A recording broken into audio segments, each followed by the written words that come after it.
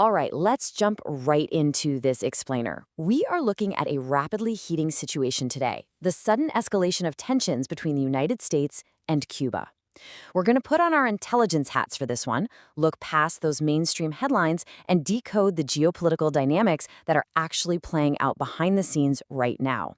Okay, let's dive into this. Senior researcher and former Cuban native Mike Gonzalez really hit the nail on the head when he described the island. He called it a very large aircraft carrier 90 miles from our border. Now, that is a highly strategic way to look at it. Former intelligence officials don't just see an isolated island, they see an active, potentially threatening geopolitical pawn. So, here's our high-level intelligence agenda for today's breakdown. 1. Cuba's war claims. 2. The national security threat assessment. 3. America's non-military pressure strategy. And 4. A predictive scenario on internal regime collapse. Part 1. Cuba's war claims and the current situation on the ground. Right now, Havana is publicly claiming they are prepping for a direct U.S. military invasion. And this isn't just standard political rhetoric, you know? The communist regime is signaling the absolute highest state of alert. Reportedly, they've even distributed a family guide for protection against military aggression to citizens. It basically warns that the U.S. is threatening a military strike to, quote-unquote, destroy the dream of Fidel Castro. So what's the catalyst for all this sudden panic? Well, it stems from a recent U.S. indictment against Raul Castro over the Brothers to the Rescue murders. But see, that indictment wasn't just a one-off event. ICE's agents over in Miami recently detained the sister of a top Cuban military official. And not just any official. We're talking about the guy overseeing the multi-billion-dollar military conglomerate that essentially runs Cuba's entire economy. On top of all that, the U.S. is strictly blocking humanitarian aid from falling into the hands of those exact military enterprises. So what we're looking at is an active, suffocating legal and financial squeeze on the regime's elite. Moving to part 2, the national security threat. Putting back on our intelligence officer hats, we really have to ask, why does the U.S. care so much about this? So the crucial point here is that we're not just dealing with a struggling, isolated nation. Geopolitical experts are quick to point out that Cuba actively hosts Russian and Chinese intelligence.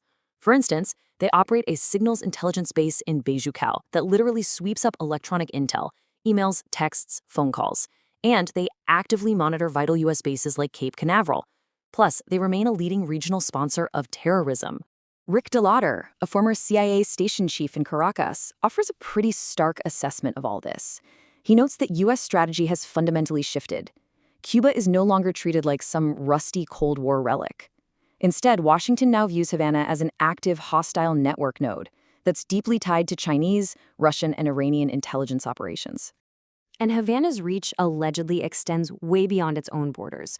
Mike Gonzalez points out that Cuba actively exports instability directly to American streets. The claim here is that leaders of several U.S. domestic protest organizations, like Code Pink, were actually trained in Cuba.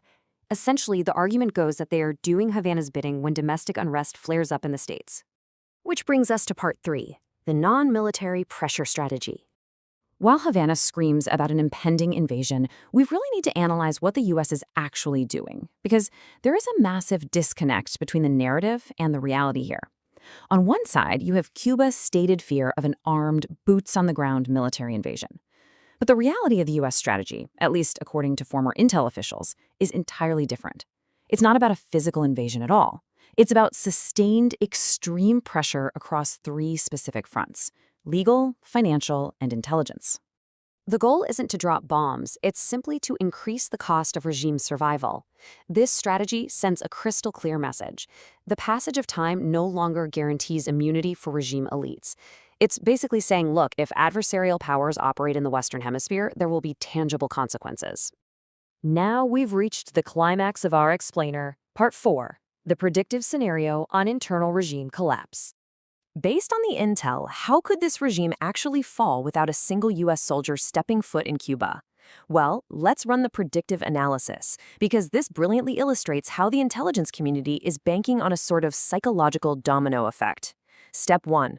The U.S. applies sustained extreme pressure. Step 2. The regime's henchmen, the internal security apparatus that actually keeps the elite in power, realize the U.S. is dead serious, so they start asking themselves, wait, what is in this for me? Step 3. Having lost their incentives, they just stop arresting and suppressing protesters, which leads directly to Step 4, the regime collapses entirely from within.